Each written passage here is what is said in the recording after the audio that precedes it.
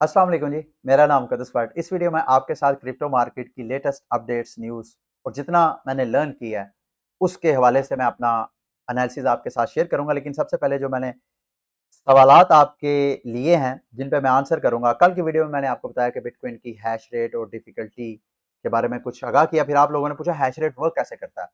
देखिए, किसी भी ब्लॉकचेन जो obviously proof of work based blockchains होती हैं, उनके पीछे कितने कंप्यूटर्स हैं जो उस ब्लॉकचेन को, उस नेटवर्क को सपोर्ट करते हैं, उनकी कितनी कंप्यूटेशनल पावर है, हैशिंग पावर है, उसको हैश रेट बोलते हैं। अब ये हैशिंग क्या होती है? किसी भी कंप्यूटर इंफॉर्मेशन को जब आप कंपाइल करते हैं क्रिप्टोग्राफिक कंपाइलर में, उसको हैशिंग बोलते हैं। अब बिटकॉइन की जो हैशिंग एल्गोरिथम यूज होती है, एसएचए यानी सिक्योर हैशिंग एल्गोरिथम 256 है। अब यहां पे मैं कोई भी, ये आपको डाटा में कुछ भी इंफॉर्मेशन, यहां पे मैं कुछ भी लिखूंगा, ये देखें कुछ भी मैं लिखूंगा, तो नीचे जब मैं इसको हैशिंग इसकी करूंगा, इस सारे डाटा की जो मैंने ऊपर काचा माचा डाला है, जब मैं इसको कैलकुलेट करूंगा तो नीचे ये जो सारा ऊपर मैंने इनपुट दिया है, इसका मखसूस एक आउटपुट आ जाएगा जो कि 256 बिट का होता है। ये मेरे ख्याल है सारे करैक्टर जो है 256 करैक्टर है।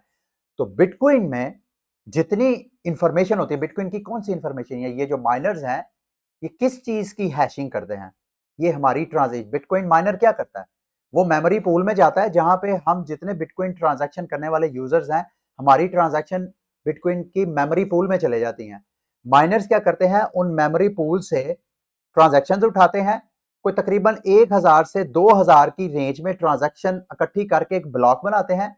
उस ब्लॉक के अंदर जितनी 1000 2000 की रेंज में ट्रांजैक्शंस हैं, हर ट्रांजैक्शन का कितना बैलेंस है, बायर और सेंडर का सारा डाटा, फिर टाइम स्टैम्प, फिर ये सारी इंफॉर्मेशन वो कंपाइल करके एक, जैसे ये देखें ऊपर मैंने कितनी इंफॉर्मेशन एंटर की है, हेलो पाकिस्तान, मैं सिर्फ ऐसे करके भी हैशिंग करूंगा तो आउटपुट ये नीचे ये 256 बिट्स ही आएगा। वो कि ये रैंडम होता है, लेकिन मैं यहाँ पे कोई भी इनपुट, इवन मैं ये देखें यहाँ स्पेस करके मैं देखता हूं क्या स्पेस पे, ये देखिए स्पेस के ऊपर भी मैंने कुछ भी नहीं लिखा, सिर्फ स्पेस दिया, इस पे भी सेम आउटपुट आ रहा है।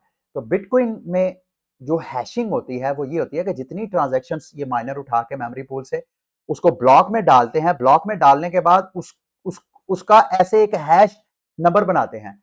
ये जब हैश बनाते हैं, वो हैश जो बिटकॉइन का सॉफ्टवेयर है उसका एक टारगेट हैश होता है। उस टारगेट हैश से अगर तो ये वाला जो माइनर ने हैश निकाला है, अगर तो वो उस टारगेट से ऊपर है तो वो रिजेक्ट हो जाएगा। फिर वो माइनर दोबारा नई एक नॉन्स वैल्यू जो ब्लॉक हेडर वो बना के लास्ट में जो डिजिट है, उस डिजिट को 0 है तो 1 कर देगा, 1 है तो 2 कर देगा। इस तरह उसको इंक्रीज करता जाता है। ये उस वक्त तक हैशिंग करता रहता है माइनर या माइनिंग मशीन, जब तक जो टारगेट हैश है वो टारगेट हैश से उसकी हैशिंग वैल्यू नीचे नहीं आ जाती। और ये जो टारगेट वैल्यू है ये भी ऊपर नीचे होती रहती है जितना ज्यादा डिफिकल्टी होती है। मतलब for example on average 10 minute में एक ब्लॉक माइन होना चाहिए, तो अगर 10 मिनट से पहले हो जाता है तो डिफिकल्टी लेवल जो है सिस्टम बढ़ा देता है। जो कंप्यूटर है पीछे सॉफ्टवेयर है बिटकॉइन का, वो सारा कुछ ऑटोमेटिक कंट्रोल कर रहा होता है। इस वजह से कहते हैं ये बिटकॉइन सबसे ज्यादा सिक्योर ब्लॉकचेन है। अच्छा, उसके बाद जी मेरे से सवाल किया गया, यार ये बाइनांस के ऊपर अप और डाउन कॉइन्स होते हैं जिनको लेवरेज टोकन बोलते हैं, उसके बारे में आगाह करें। वैसे तो इसमें मजीद मैं, आप लोगों ने अगर लर्न करना है तो मैं ये एक आर्टिकल इस वीडियो के डिस्क्रिप्शन में भी आपके साथ शेयर कर दूंगा। बाइनांस ने इसके ऊपर बाकायदा आर्टिकल्स लिखे हुए हैं। लेकिन अगर आप बाइनांस के ये डेरिवेटिव के पेज में जाके यहाँ लेवरेज पे जाएंगे तो यहाँ पे आपको सारे टोकन्स ये देखें, एडा डाउन, एडा अप, बीएनबी डाउन अप, ये आपको बीटीसी, ये सारे टोकन जो बाइनांस ऑफर करवा है, ये एक्चुअली होता क्या है? ये एक्चुअली दूसरे लफ्जों में अगर आप लोगों ने फ्यूचर ट्रेडिंग करनी है तो फ्यूचर ट्रेडिंग में ये होता है कि आप उधार लेके, लेवरेज लेके ट्रेडिंग करते हैं और उस पे आप फंडिंग रेट, सूद वगैरह पे करते हैं।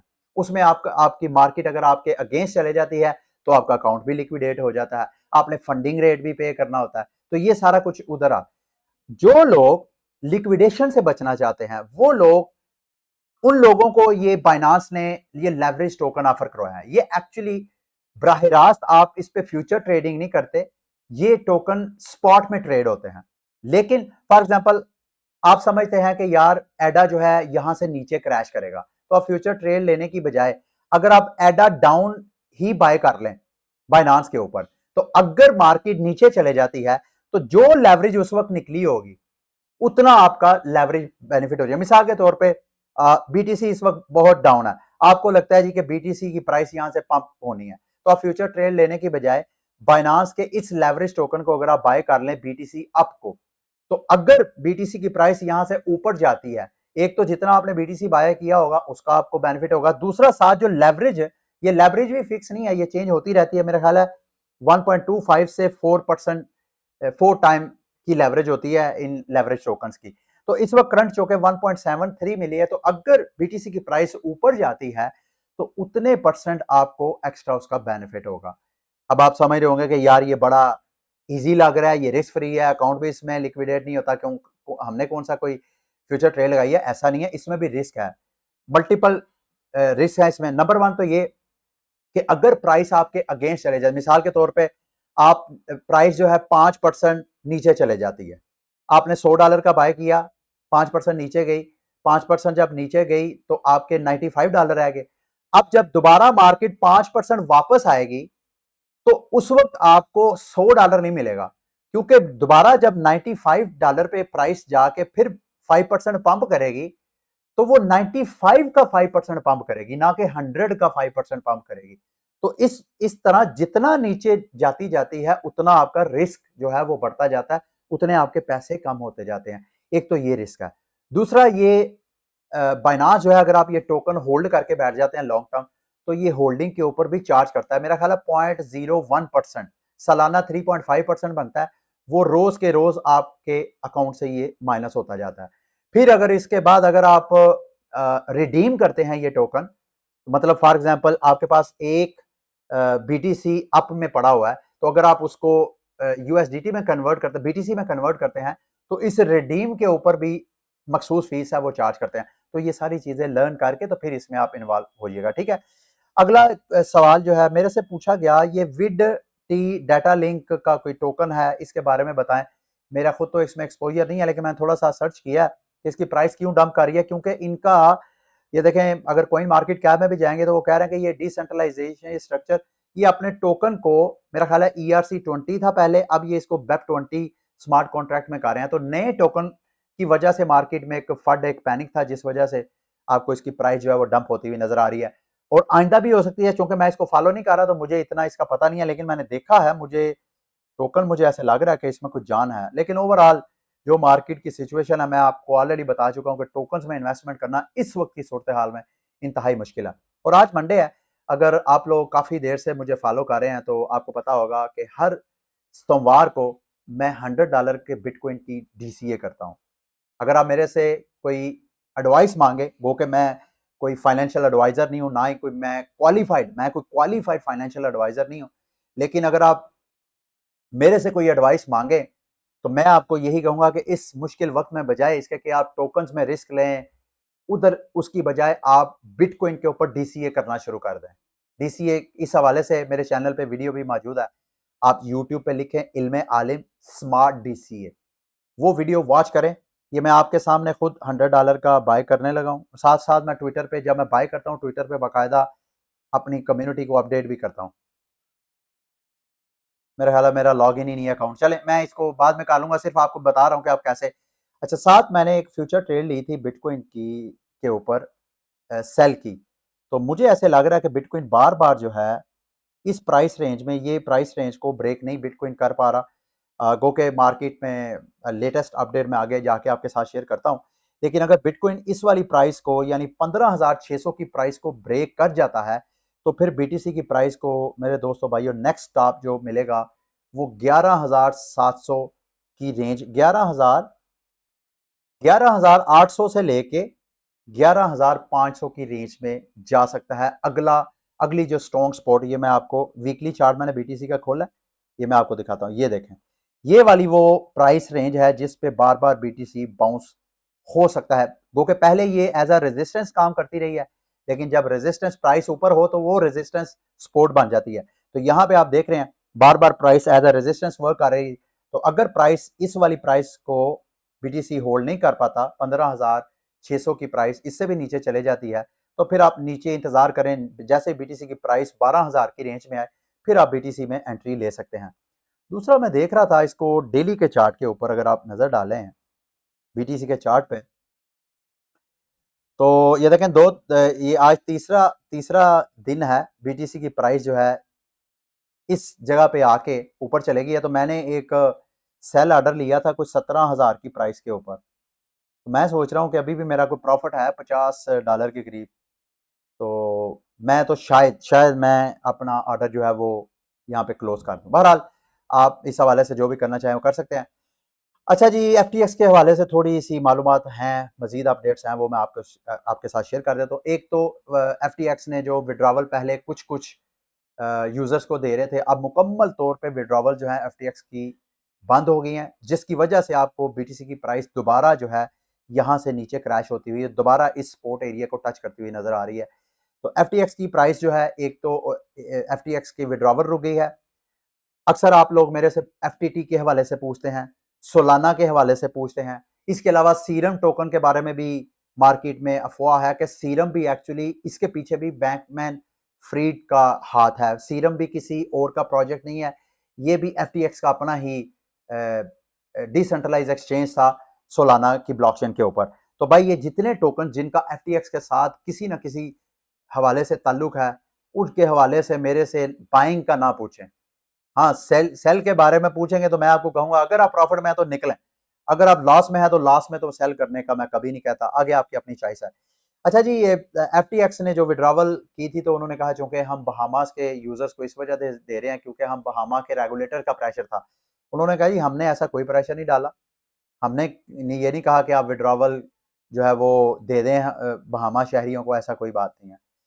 अच्छा, साथ-साथ जी बाइनांस ने एफटीएक्स का जो टोकन था एफटीटी, उसके सारी जो उसको डीलिस्टिंग कर दी। अगर आपके पास बाइनांस के एफटीटी टोकन पड़े हुए हैं तो मेरा ख्याल है अब तो आप वहाँ बाइनांस पे उसको सेल नहीं कर सकते। तो ये भी मुझे मालूम नहीं है कि जब डीलिस्ट कर देते हैं तो वहाँ से बाइनांस आपको विड्रॉवल भी देता है या नहीं। आप चेक कर लें, मेरा ख्याल है विड्रॉवल तो आपको वहाँ से मिलती होगी। कल मैंने ये एक ट्वीट की, मैं चाहता हूँ आप सब भी उस पे अपनी ओपिनियन का इज़हार करें।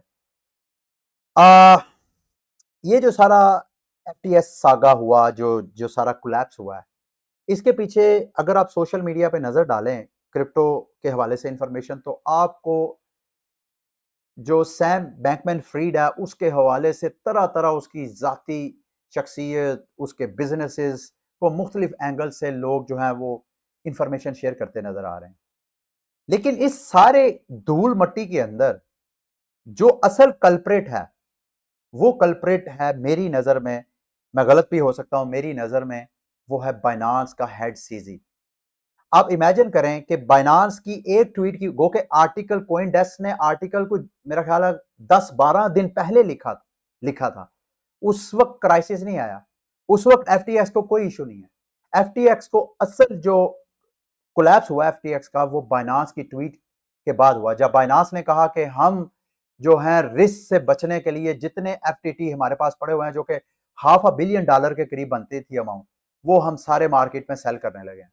तो ऑब्वियसली जब इतनी बड़ी क्रिप्टो सेलिब्रिटी इस तरह ट्वीट करती है तो उसका इम्पैक्ट तो आता है। तो उसके बाद एकदम एफटीएक्स पे बैंक रन होना शुरू हो गया। अच्छा, आजकल ये बंदा बाइनांस का हेड सीजी दूसरी एक्सचेंजेस के पीछे पड़ा हुआ है। अब आपको अगर याद हो, कल मैंने आपको बताया कि जो crypto.com है उसने एक मिस्टेकनली ट्रांजैक्शन भेज दी gate.io पे। बाद में इंफॉर्मेशन मजीद आई तो पता चला कि ये लोगों की ओपिनियन है, लोगों का शक है। रियलिटी क्या है ऑब्वियसली ये तो जब कोई इन्वेस्टिगेशन होगी तो पता चलेगा। लोगों का कहना यह है कि ये जितनी एक्सचेंजेस हैं, चूंकि अब बाइनांस के सीजी ने ये ट्रेंड सेट कर दिया कि जो सारे एक्सचेंजर्स हैं वो अपने अपना प्रूफ ऑफ रिजर्व शो करवाएं। मेरे से किसी ने सवाल किया सर ये प्रूफ ऑफ रिजर्व क्या था? प्रूफ ऑफ रिजर्व का मतलब कि एक्सचेंजेस के पास पीछे रिजर्व कितने हैं उसका प्रूफ दें मार्कल ट्री के जरिए। मार्कल ट्री क्या होती है? ये भी एक हैशिंग का प्रोसेस है कि आप ट्रांजैक्शन जो है वो लोएस्ट स्टेज पे रखते हैं, फिर उनकी हैशिंग करके एक पेरेंट बनाते हैं, उन पेरेंट्स की फिर मजीद करके ये मार्कल ट्रीज को ऐसे हैशिंग का एक यूं समझ लें कि उनके अंदर एक ऑर्डर आता है।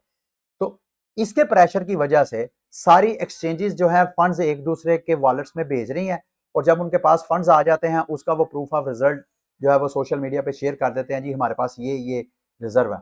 और जैसे ही प्रूफ दे देते हैं उसके बाद फंड्स या तो रिटर्न कर देते हैं जिस एक्सचेंज को या किसी और एक्सचेंज। ये मार्केट में एक अफवाह है। उस अफवाह के ऊपर भी ये मोहतरम जो है वो ट्वीट्स कर रहे हैं। और अब सारा प्रेशर जो है वो FTX तो ऑलरेडी क्रैश हो चुका है। अब प्रेशर FTX से निकल के जनाब crypto.com जो एक्सचेंज है उसके ऊपर आ रहा है। और crypto.com एक्सचेंज के ऊपर भी मैस विड्रॉवल का क्लॉग है, यानी वहां पे भी लोग धड़ाधड़ अपने फंड्स निकाल रहे हैं। और दूसरे लफ्जों में, और अगर आप crypto.com के टोकन CRO को देखें तो ये देखें उसका कितना बुरा हाल है। ये कल की ट्वीट के बाद फिर मजीद नीचे क्रैश हुआ। तो इसकी प्राइस भी जैसे FTT की प्राइस क्रैश हुई FTX एक्सचेंज की वजह से, इसी तरह अगर ये crypto.com एक्सचेंज भी इसी तरह ट्रबल में रहता है तो इसका टोकन जो CRO है ये भी डंप हो सकता है। तो इसके हवाले से आपने तैयारी करनी है।